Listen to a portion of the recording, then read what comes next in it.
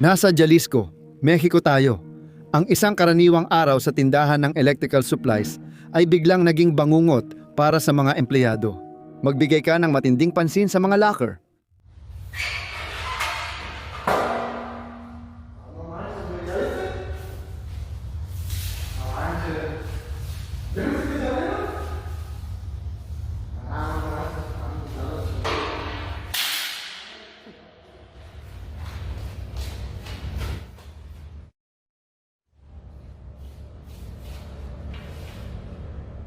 Sunod-sunod na bumukas at nagsara ang mga locker ng marahas. Waring may mga di nakikitang kamay na may hinahanap.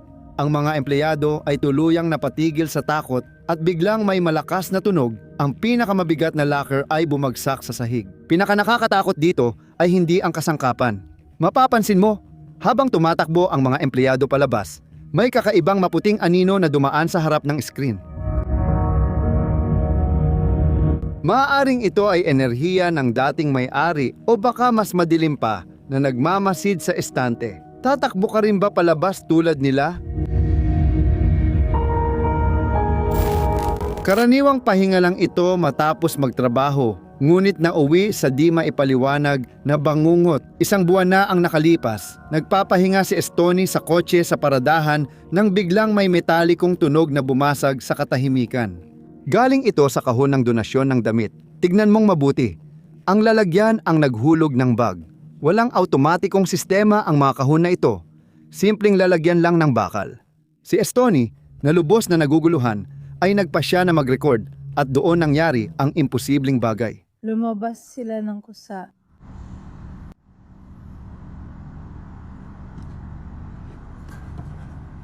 May tao ba dyan? Sa tingin ko may tao dyan.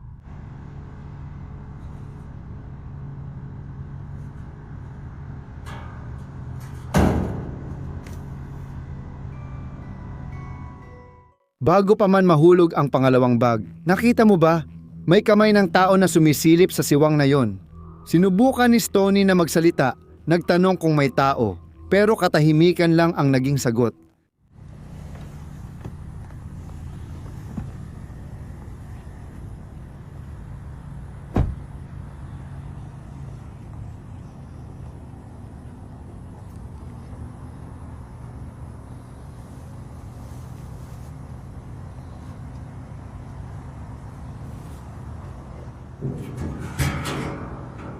May tao ba dyan?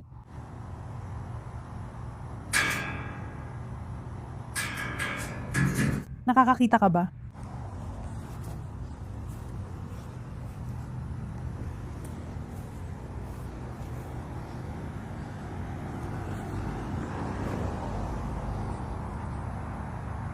Hindi, wala akong nakikitang tao dyan.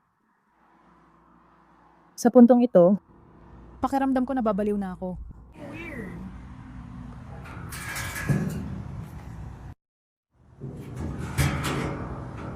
May tao ba dyan? Sabi ng marami, baka palaboy siya, pero may isang nakakatakot na problema. Ang pinto ay nakakandado at napakanipis ng siwang kaya imposibleng makapasok ang isang adulto. Kung bata man iyon, bakit nasa mataas na bahagi ang kamay? Kinabukasan, normal na ulit ang kahon, walang nailigtas, walang lumabas mula roon. Sino o ano ang natrap sa dilim na iyon? Ikaw ba? Susubukan mong buksan iyon? Ang bundok ng Apalaches ay may mga lihim na mas gustong hindi malaman ng marami. Si Alicia, inang may 4 na anak, ay nakatira sa pinakaloob ng bundok na ito. Nagsimula ito nang pumasok ang kanyang 11 taong gulang na anak sa kwarto, maputla at umiiyak. At sinabi niyang may naririnig siyang mga boses na humihingi ng tulong. Mga boses na pamilyar sa kanya, ngunit imposibleng naroon. Sinusubukang magpakatatag ni Alicia habang hinihintay ang asawa. Pero tingnan ang mukha niya nang magdesisyong bumaba sa unang palapag. May narinig akong sigaw ng tulong o ganon.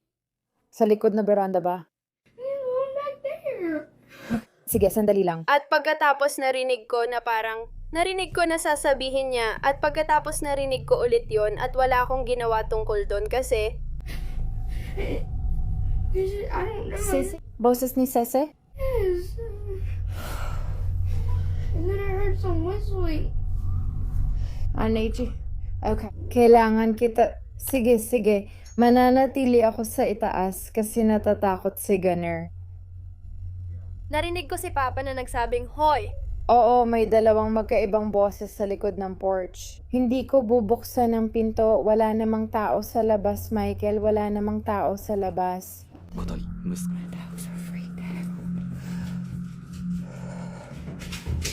Halika dito. No, you stay.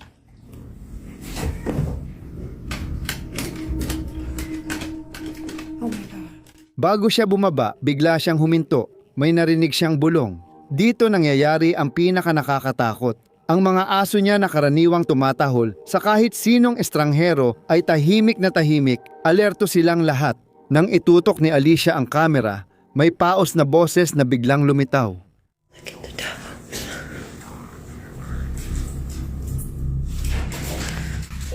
Hindi.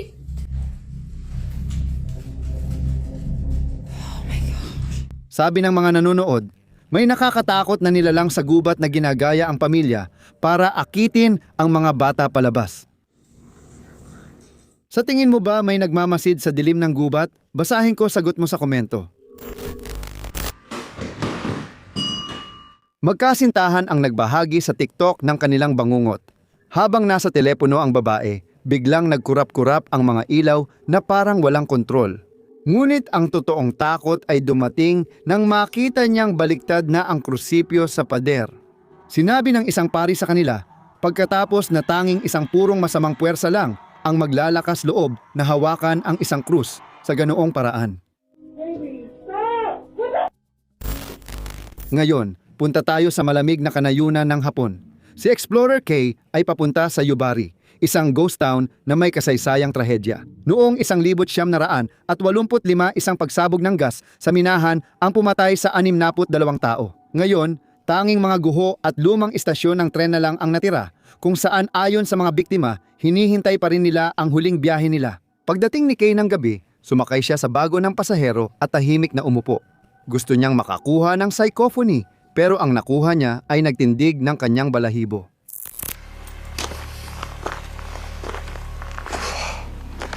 これ駅ですね。当時のこれが駅で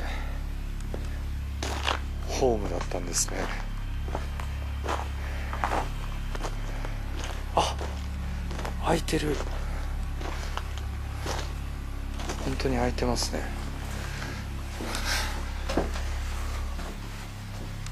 あ、古い車両となってますが、これ扉閉めますね。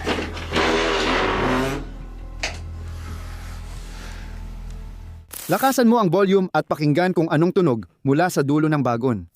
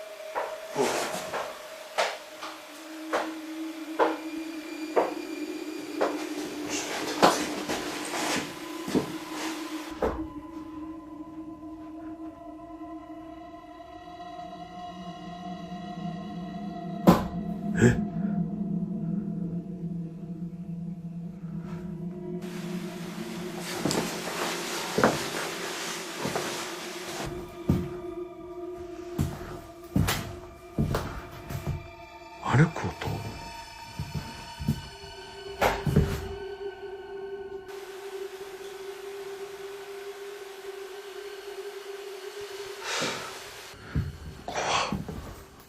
Nagpanik si Kay nang may paparating. Kinuha niya ang gamit at mabilis na tumakbo palayo. Akala niya ay ligtas na siya. Pero dumating ang tunay na takot nang makita niya ang recording sa computer pag-uwi sa bahay. 戻って定点カメラだけ一応ね検証という形でやってみようと思います。じゃあ定点カメラの方で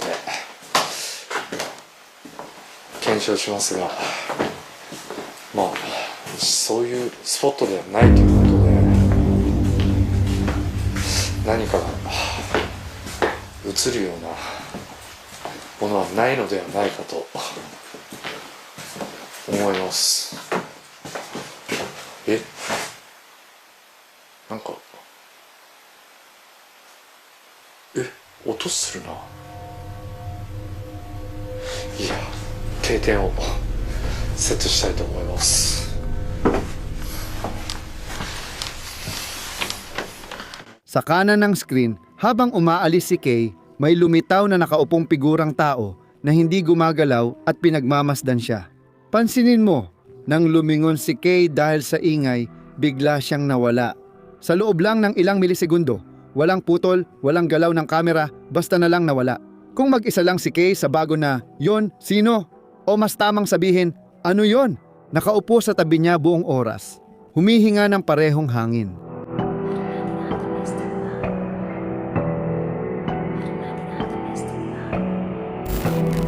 Si Iam Zoni ay kilala online sa pagkolekta ng kakaibang bagay, tulad ng pagbili ng sinumpang manika sa online auction. Ngayon, dumating na mismo sa kanyang pintuan ang takot. Makinig mabuti.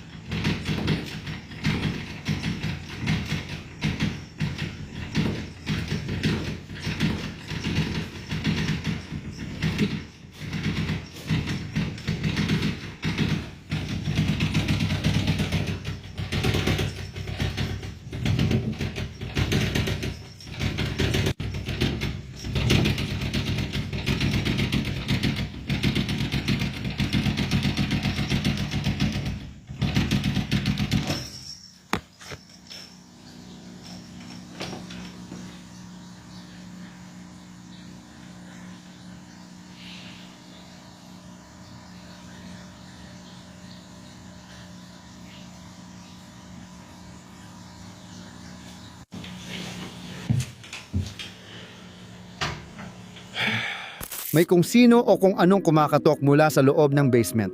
Alam ito ng pusa, naaamoy ng mga hayop. Nag-ipon ng lakas ng loob ang takot at binuksan ang pinto, ngunit walang tao. Posible kayang ang kakaibang koleksyon niya ang nagbukas ng portal sa bahay niya? Ikaw, kaya mo bang matulog sa bahay niya na maraming gamit na may madilim na nakaraan? Ako, alam ko na sagot ko.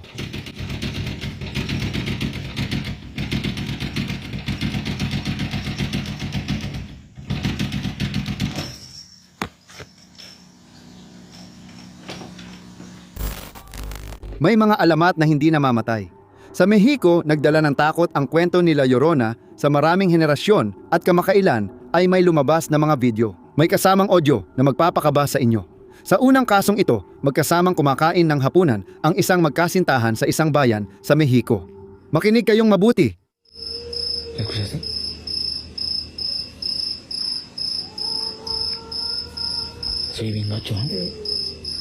Isang mahabang daing na puno ng paghihirap, tila lumulutang sa hangin.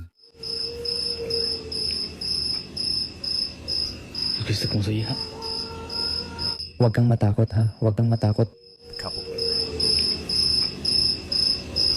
Hindi mo ba akalain na ako'y anak? Him, huwag kang matakot ha, huwag kang matakot.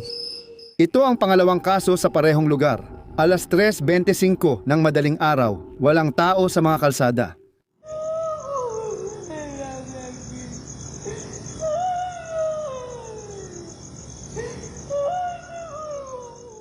Kapag tiningnan mo sa ilalim ng poste ng ilaw, makikita mong may silweta sa dulo na unti-unting naglalaho habang may sigaw.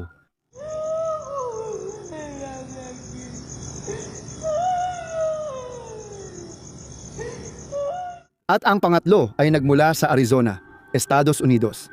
Ang tunog ay kapareho, malungkot, hindi makatao.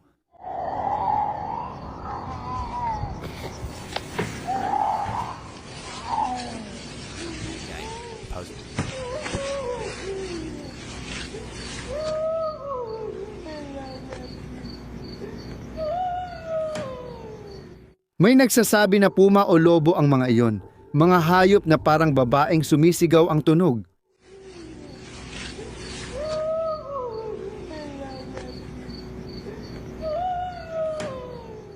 Ang paulit-ulit na iyak at takot na dulot nito ay nagpapaisip kahit sa pinaka-skeptical. Sa palagay mo, hayop ba yon? O talagang ito ba ay alingaw-ngaw ng isang matandang trahedya? Sabihin mo sa akin ang opinyon mo.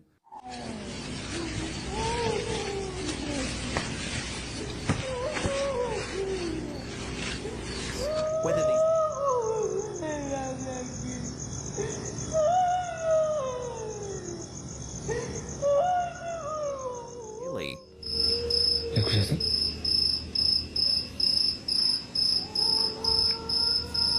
Saving ba, Chong? Itong susunod na clip ay nagpatanggal ng antok ko. Isang babae ang mahimbing na natutulog katabi ang kanyang partner. Bigla mong makikita ang kanyang binti ay nakataas papunta sa ulo na parang may kakaibang lakas at hindi nakikitang humihila. Mabilis ang galaw kaya hindi ito simpleng panginginig. Agad nagising ang kanyang partner at natakot. Kwento nila, nagsimula ito matapos nilang bisitahin ang abandonadong kulungan noong Halloween hanggang sa napilitan silang lumipat ng bahay. Pero ang tanong dito ay, naiwan ba yon sa bahay o sumama yon sa kanila? Brazil.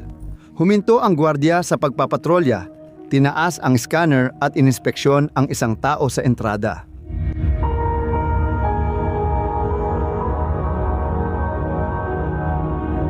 Kinausap niya ito at hinintay ang sagot. Pinadaan niya ang detektor sa katawan nito sa walang laman na espasyo, ngunit walang naipakita ang kamera. Pero tingnan mo, yung asong bantay, yung aso ay talagang nagre-react. Inaamoy niya ang hangin. Alam niyang may tao doon. Sinabi ng gwardiya na nirehistro niya ang isang empleyado na nalaman niyang pumanaw na ilang araw bago iyon. Dahil dito, nagbitiw siya sa trabaho.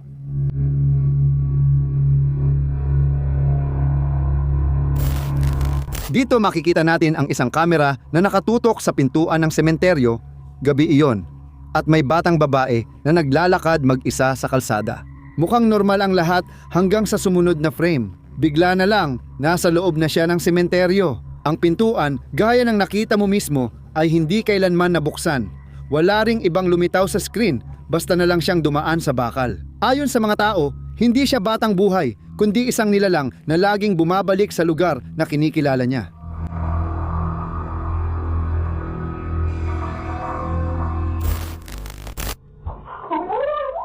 Isang manlalakbay sa Virginia, dumaan sa banyo at may drawer na paulit-ulit bumubukas kahit isara niya.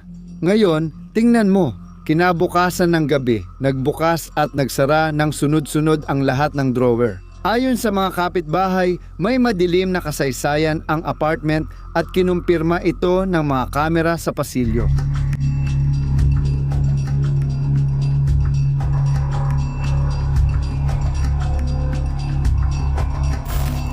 Ito ay planta ng pag-eempake ng karne. Mapapansin ang halos walang lamang pasilyo at mabigat na sliding na pintuang bakal. Bigla itong bumangon ng malakas at sumara. Napaka-agresibo ng tunog. Parang may nagtulak mula sa loob. Binuksan ng mga manggagawa ang pinto na may takot at ang nakita nila ay isang silid na ganap na walang laman.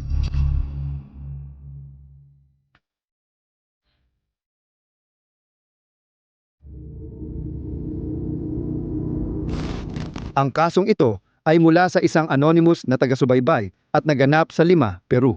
Ang explorer, isang lalaking nagngangalang Antonio, ay nagpasya na pasukin ang kilalang 14 ng Caraballo. Hindi ito ordinaryong lugar. Isang hacienda ito na tumanggap ng mahigit 400 alipin na namuhay sa di makataong kalagayan.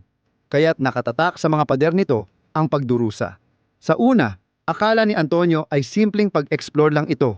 Pero pagsapit ng hating gabi, may maririnig na maliliit na hakbang na bumasag sa katahimikan.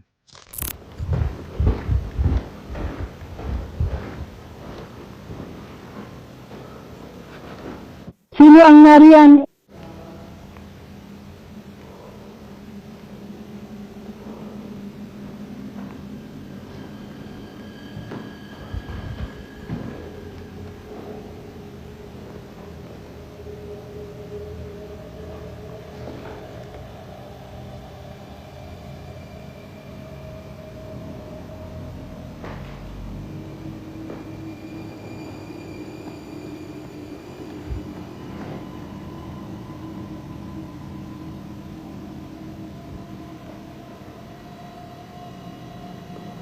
¿Hay alguien ahí?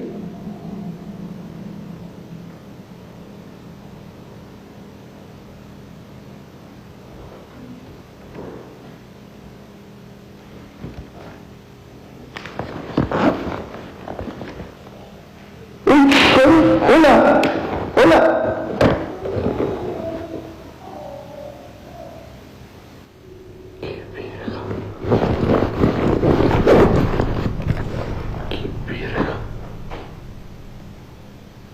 Iba a sacarme otra billetera.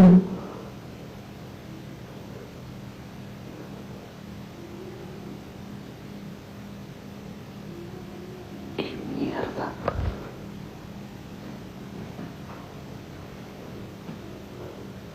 Isa ka bang lalaki?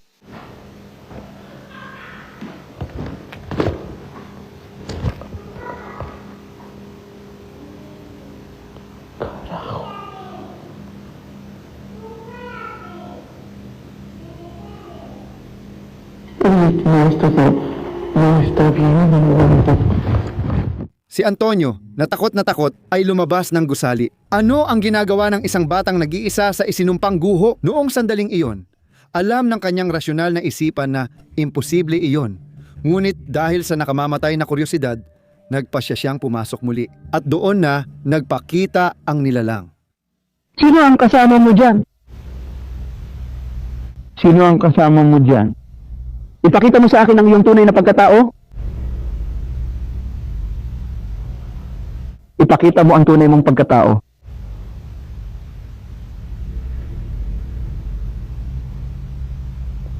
Ipakita mo ang tunay mong pagkatao. Kasama mo ba siya? Kasama mo ba siya? Oye! Ven! Oye! Ven! Ven!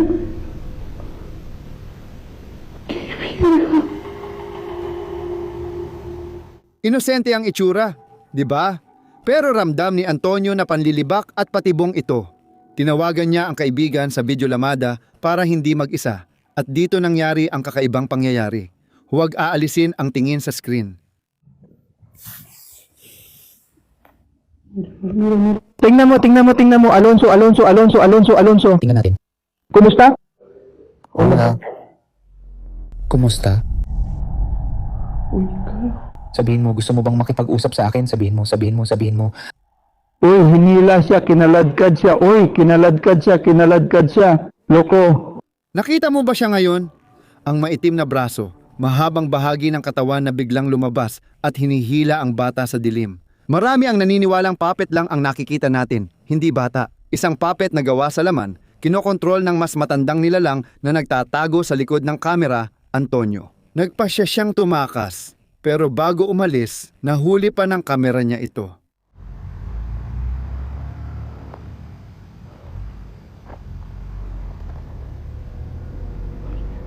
Uy, lumabas. Uy, ano yun? Hello, anong ginagawa mo? Anong ginagawa mo? Hello? Ano ang pangalan mo? Huwag mo akong lokohin, pare. Huwag mo akong lokohin, pare. Hindi siya humihingi ng tulong o natatakot. Nagpapatiyad ba siya o sumasamba sa amo? Nangako si Antonio na di na siya babalik. Sa palagay mo ba biktima ang batang iyon o pain ng mas masama?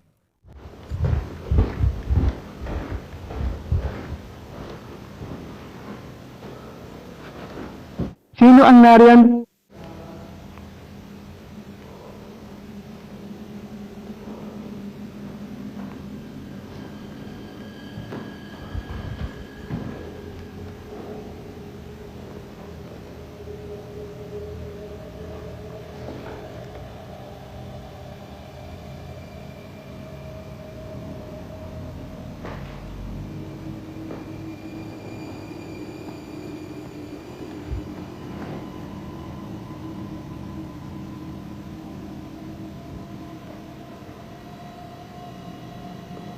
¿Hay alguien ahí?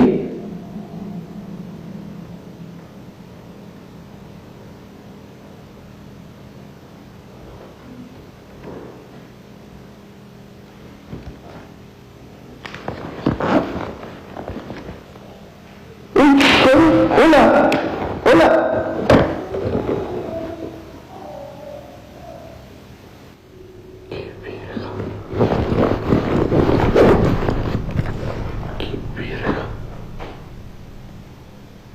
Iba a sacarme otra delantera.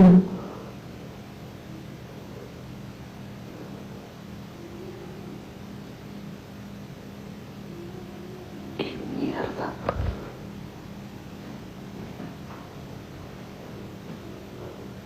¿Cuál es tu nombre?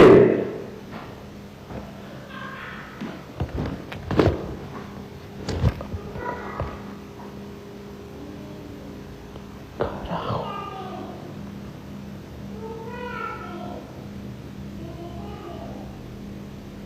No está bien, no está bien, no aguanta. Salamat sa panonood. Kung umabot ka rito, mag-like, subscribe at i-activate ang kampanita para sa higit pang katatakutan. Sana'y maganda ang bangungot mo.